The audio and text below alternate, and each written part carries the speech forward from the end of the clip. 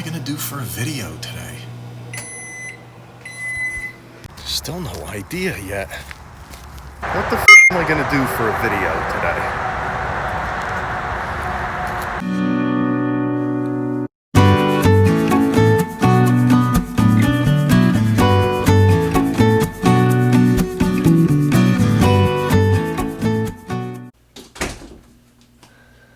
Hey guys. True. I'm not usually sure what I'm going to do until the morning of. So today I thought, while I was out on my walk, one of the viewers left a comment. Listen to what we got outside during my video now. I have no clue what that is. A flatbed truck. Right during my video. Come on. Check this out.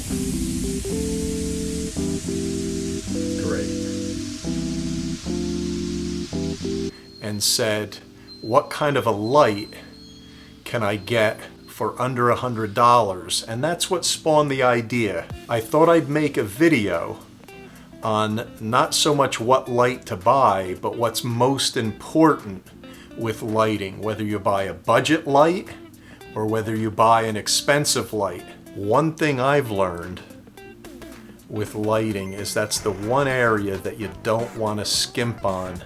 If you have a poor quality light and it's not casting good spectrum and it's not the right Kelvin, your corals will suffer and your tank won't look that great. Here's an example of Kelvin. I'll show you right now with the lights I have on now.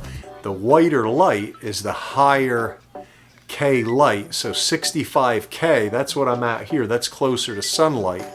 But if I come down with this one, I'm getting going way down, 2800, you know, it's almost like a red light.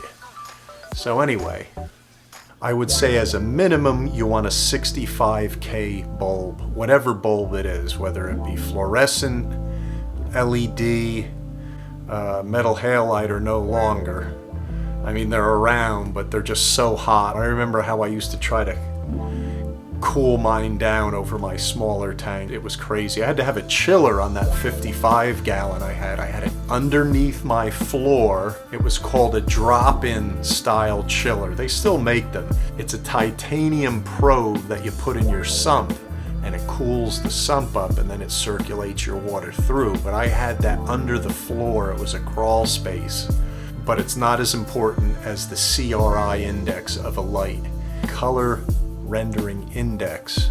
The definition of CRI rating is the ability for an artificial light to reflect the color of the object back as close as it can to daylight or sunlight. So you want at least a minimum of a 65K bulb, and you want a color rendering index of minimum of 90. Anything below 90, your colors will be affected. So for example, a red apple, if you have a high color rendering index, the red apple is going to look true red to the closest of the actual surface of the apple. If you have a lower one, it's not going to reflect back as much red.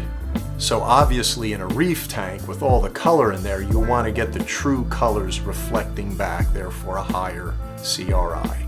My background is in art, so I kind of knew a little bit about color, and when I really learned that, it was kind of cool that the actual object that you're looking at doesn't have the color in it.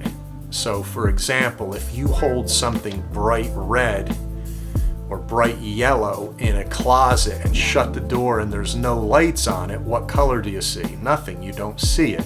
Those of you who want to try to find a budget light, just look for the CRI rating on it. If it doesn't have one on the bulb or on the box, it probably means it's quite low, like probably under 80. You want to look for something that's 90 or above. In my experience, guys, light is the key. You know, spend an extra 100 or save, it's worth it. You know, it doesn't mean you have to spend 400. To me, on a nano, that's pretty much out of control. You know, the AI Prime is a great light for over a nano. The Kessil is a good light for over the 5-gallon or a 10-gallon cube. That would work well. All right, guys, so the AI Prime, combined with the Kessil A80 here gives me a lot of control over the light. So what you're seeing here, guys, is my way of controlling the light the way I want to see it.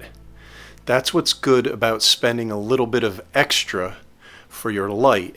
Alright, so over the 5-gallon tall, I have the Kessil A80, and that's got a decent CRI. The Kessil A80 also has a really nice shimmer, so I can really crank up the Kelvin, and I also know that the color render index is above 90 on this, so that's pretty good quality.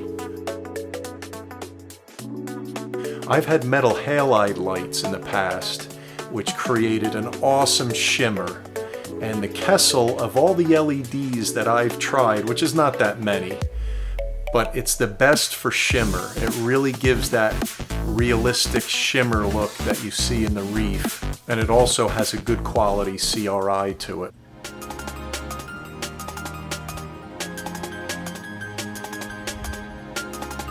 Be that way.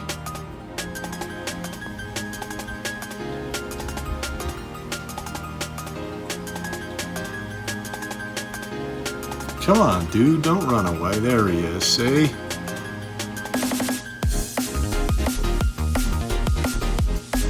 There he goes.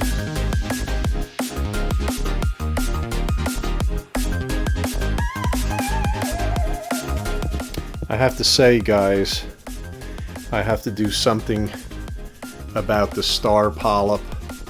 It's starting to creep up near my SPS here, and it's up top. I may have to separate the structure here and somehow eliminate those star polyps from getting out of control. I know I did a video on you have to crop them, but they're really, look at it on this leather. I haven't done it in a while. I have to go in there and do that again. But when it's on the rocks, it's really hard. It doesn't peel off that easy. You have to almost scratch it and scrape it off. And I'm concerned that it's going to grow in here on top of these and smother them. I don't know.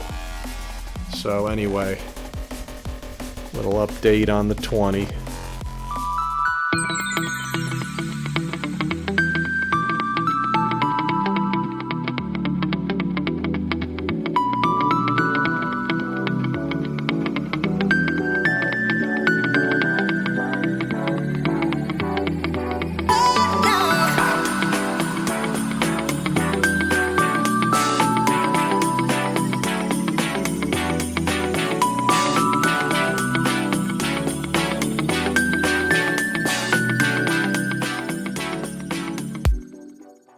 Alright guys, that does it for this one.